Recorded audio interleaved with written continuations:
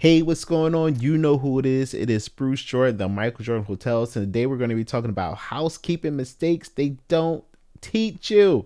Let's get it. It was prophesied that another Jordan will be born who will be greater than Michael Jordan, but he won't be the MJ of basketball. He will be the MJ of hotels.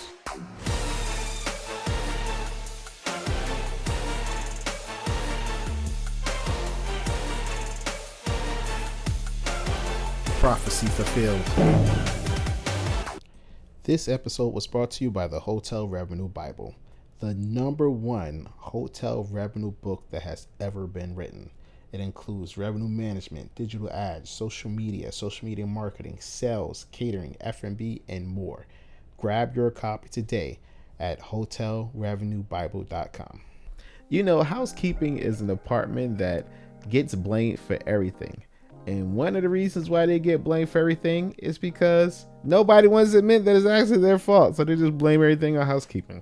But sometimes, or should I say half the time, it's really not housekeeping's fault. It's your fault. It's the front desk fault. It's sales fault. It's usually a miscommunication or a lack of communication between the departments. But sometimes it is housekeeping fault. And these are the three things that they don't teach you in housekeeping. 1, they're going to try to rob you when it comes to laundry chemicals. I never trust those laundry chemical guys because this is what happened to me. I was at this property. The property was running smooth. It seems like everybody wants to try to take advantage of the property financially, especially vendors. So this one vendor came in. My chemical cost was normal. I had left for a while. The owners begged me to come back, and that's when I noticed that my chemical costs had doubled, even though my occupancy didn't double.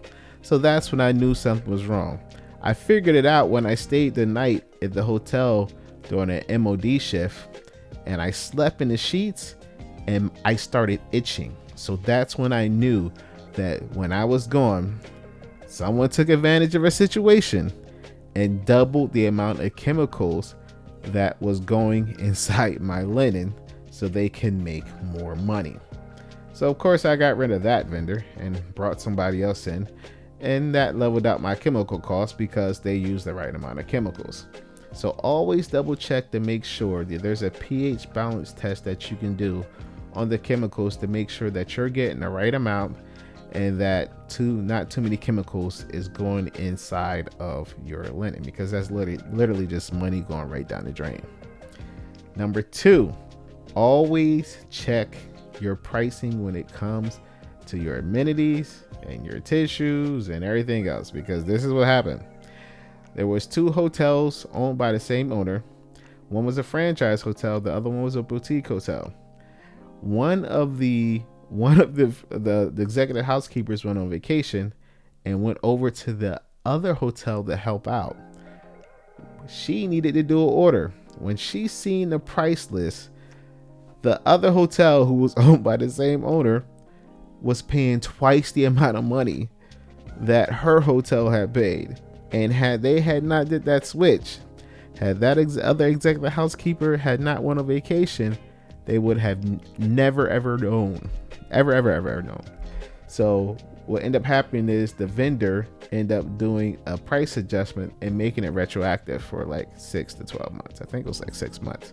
So always check around for your pricing, because a lot of times your vendor can be pulling the wool over your eyes, and sometimes unfortunately they just try to take advantage of you.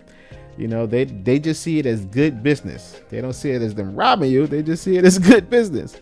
So you just got to make sure they don't do any good business on you. And last but not least, the final mistake I made was not providing enough rags for them to clean rooms with. We all know that, washcloths becomes rags in an instant, okay? But you want to make sure that you provide enough rags for them to clean a room. You got to remember, there's such things called cross-contamination. You don't want them to take one rag from one room and use it on another room. So each room has to have 4 or 5 rags so they can use to clean the bathroom, use to clean the refrigerator, use to clean the toilet, used to clean the windows and the TV screens and mirrors.